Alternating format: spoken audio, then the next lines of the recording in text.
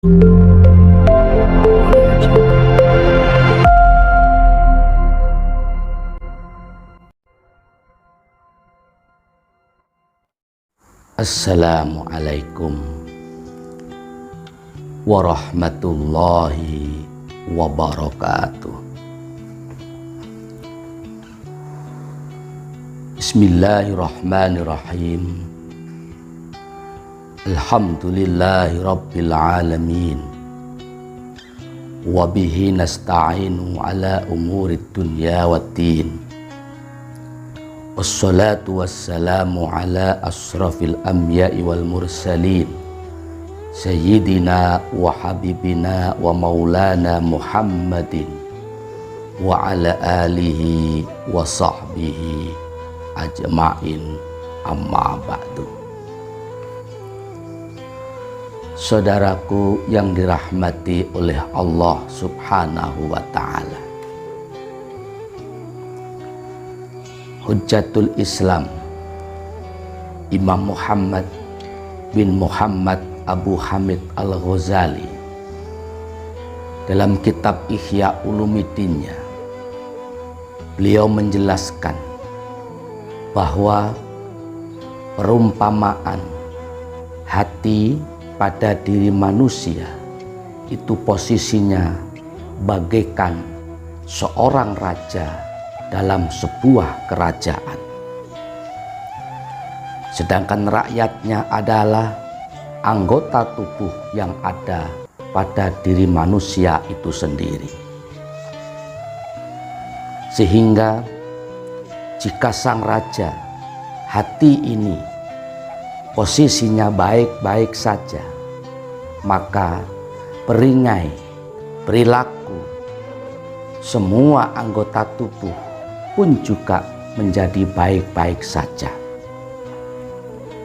Begitupun sebaliknya, jika posisi raja hati ini sedang tidak baik-baik saja, gelap, tidak ada cahaya, maka yang tampak dalam kasat mata perilaku dari rakyatnya, yaitu anggota tubuh yang ada semuanya ini akan terlihat tidak baik dan berperilaku yang tidak baik pula.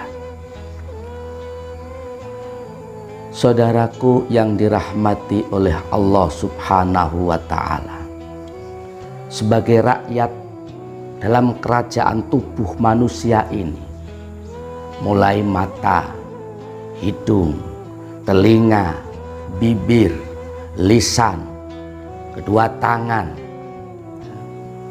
kemudian kemaluan, pun juga kedua kaki, semuanya akan tunduk, patuh, mengikuti perintah dan instruksi dari sang raja, yaitu hati itu sendiri. Sehingga jika hati ini dipenuhi dengan ilmu, dengan hikmah, maka insya Allah peringai perilaku tersebut akan tampak dalam kehidupan sehari-hari dengan akhlakul karimah. Akan tetapi jika raja tersebut tidak ada ilmunya, tidak ada hikmah, penuh dengan penyakit-penyakit hati yang tercela, penuh dengan sifat-sifat yang tidak baik, maka instruksi atau perintah yang diarahkan kepada rakyat dalam anggota tubuh pun juga tidak baik, sehingga perilaku akhlaknya akan menjadi perilaku yang mazmumah atau yang tercela. Na'udzubillah min dzalik. Dengan demikian, maka kita sebagai umat manusia wajib hukumnya menjaga hati ini, mengisi hati ini dengan ilmu, dengan hikmah, dengan kebijakan. Kita sirami, kita sinari dengan cahaya zikir, cahaya Al-Quran, cahaya sholawat, cahaya tafakkur, dan cahaya kebaikan-kebaikan yang lainnya. Sehingga jika hati ini keadaannya terang, penuh dengan nur dari Allah subhanahu wa ta'ala, dengan cara melakukan kebaikan-kebaikan tersebut, maka insya Allah kehidupan manusia tersebut akan terarah dengan baik dan diridhoi oleh Allah Subhanahu wa Ta'ala. Jangan biarkan raja atau hati ini posisinya dalam keadaan gelap. Jika hati ini gelap, diselimuti dengan gelapnya kebodohan, kejahilan, gelapnya kesombongan, gelapnya keangkuhan, gelapnya dengki, hasad, iri hati, dan lain-lain sebagainya dari sifat-sifat madmumah, maka kalau begitu inna lillahi wa inna ilaihi rajiun, sungguh musibah besar sedang menimpa dalam diri manusia, sebab perilakunya tentu akan tidak sesuai dengan yang dikehendaki oleh Allah Subhanahu wa Ta'ala. Saudaraku yang dirahmati oleh Allah Subhanahu wa Ta'ala, mari sama-sama kita berusaha bagaimana supaya raja hati ini menjadi tenang. Bagaimana supaya raja berupa hati ini menjadi lemah lembut, halus, dan jauh dari keangkuhan, jauh dari kerasnya hati, jauh dari matinya hati. Kita hindari sesuatu hal yang bisa menyebabkan hati ini mati, dan kita hindari sesuatu hal yang menyebabkan hati ini menjadi keras. Dalam artian mati bukan berarti hati yang ada dalam diri kita itu, yang warnanya merah itu membusuk, kemudian ada belatungnya, atau keras seperti kerasnya batu, jisim dohirnya. Bukan itu yang dimaksud.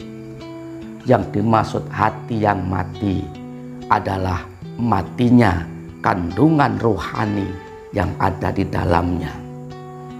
Yang dimaksud keras bukan keras membeku seperti batu, seperti es, bentuk fisiknya, dohirnya, bukan itu, tetapi mengeras, membatu kandungan rohani yang ada di dalamnya, sehingga berat untuk diajak berbuat baik, berat untuk menerima kebaikan-kebaikan, dan tidak mau diajak mendekatkan diri kepada Allah Subhanahu wa Ta'ala, karena posisi raja atau hati sedang diperbudak oleh hawa nafsu. Dalam hal ini, junjungan kita Rasulullah Shallallahu Alaihi Wasallam bersabda, Bismillahirrahmanirrahim.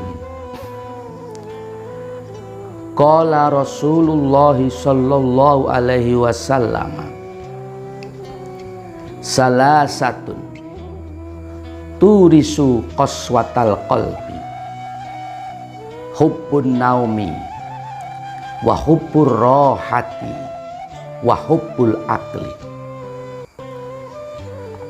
Qala bersabda Rasulullah Shallallahu Alaihi Wasallam, sabdanya begini, salasatun, tiga perkara, turisu, itu bisa menyebabkan atau mengakibatkan qaswatal qalbi, kerasnya hati.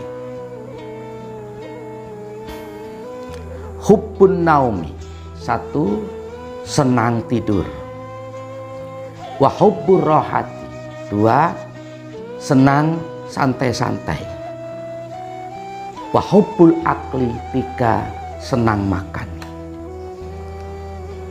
Dalam penjelasan hadis tersebut, beliau Rasulullah Shallallahu Alaihi Wasallam memberikan sebuah penjelasan bahwasannya ada tiga hal, tiga perkara, yang mana jika tiga perkara ini atau salah satu di antaranya dilakukan oleh umat manusia, maka akan berdampak hatinya menjadi keras.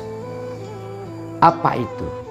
Yang pertama yaitu hubbun naumi, senang tidur. Tidur merupakan sebuah anugerah dari Allah Subhanahu wa Ta'ala untuk kita selaku hambanya.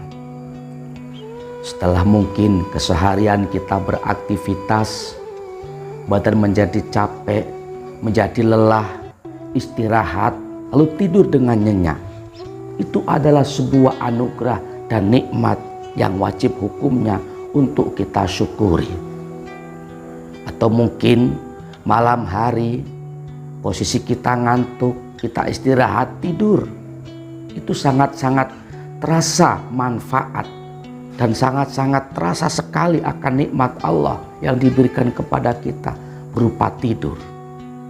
Karena hak-hak badan yang harus kita penuhi adalah beristirahat dengan tidur. Sebab jikalau kita memporsir jasad ini ya, dengan bekerja terus-menerus, beraktivitas terus-menerus dan tidak ada istirahatnya, apalagi tidak pernah tidur, maka itu pun juga berdampak tidak baik pada kesehatan tubuh kita masing-masing.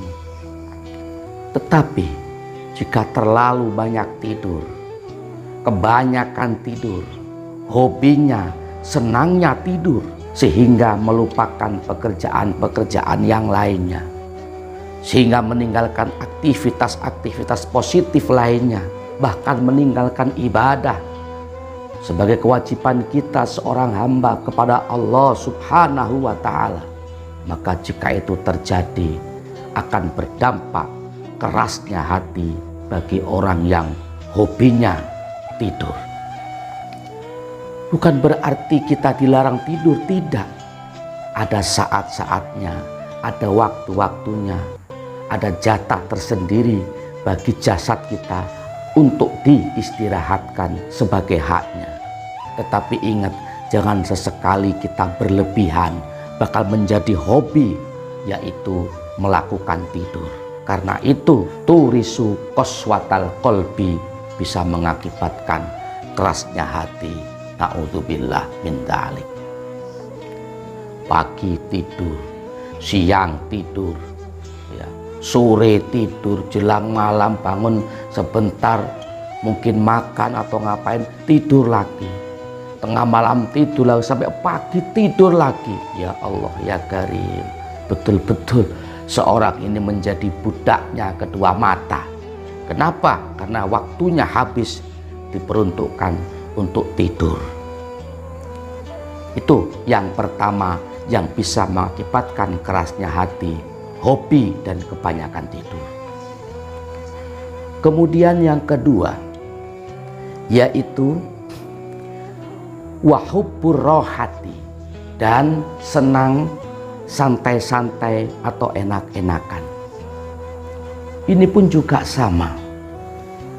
Santai, menikmati hidup, itu pun juga merupakan anugerah dari Allah Subhanahu wa Ta'ala yang wajib hukumnya untuk kita syukuri. Diberi badan sehat, diberikan nikmat, diberikan materi, diberikan kecukupan, diberikan nikmatnya santai, nikmatnya menikmati hidup. Subhanallah walhamdulillah wala ilaha illallah wa Allahu akbar. Semakin berasa sekali akan anugerah dan nikmat dari Allah Subhanahu wa Ta'ala untuk kita selaku hambanya. Akan tetapi kita sebagai hamba Allah yang diberikan anugerah berupa akal pikiran yang normal, yang sempurna, sesekali bukan berarti kita dilarang untuk santai, untuk menikmati hidup, bukan. Justru kita harus pandai memanage, mengatur kapan saatnya aktivitas, kapan juga saatnya santai-santai, menikmati hidup di panggung dunia ini sebagai wujud menikmati akan anugerah Allah Subhanahu wa Ta'ala, agar supaya diri kita bisa bersyukur kehambaan Allah Subhanahu wa Ta'ala. Tetapi yang tidak baik adalah jika terlalu senang, terlalu hobi, kebanyakan waktunya habis untuk santai-santai, habis untuk senang-senang, Ini yang tidak baik dan ini yang bisa mengakibatkan kerasnya hati. Dengan demikian hendaknya kita jaga diri kita, kita manage dengan baik. Kapan saatnya kita aktivitas, kapan saatnya ibadah, kita berikan hak-haknya kepada jasad kita dan hati kita masing-masing. Pun jangan lupa bahagia, jangan lupa santai, jangan lupa yaitu menikmati hidup dengan catatan tidak berlebihan.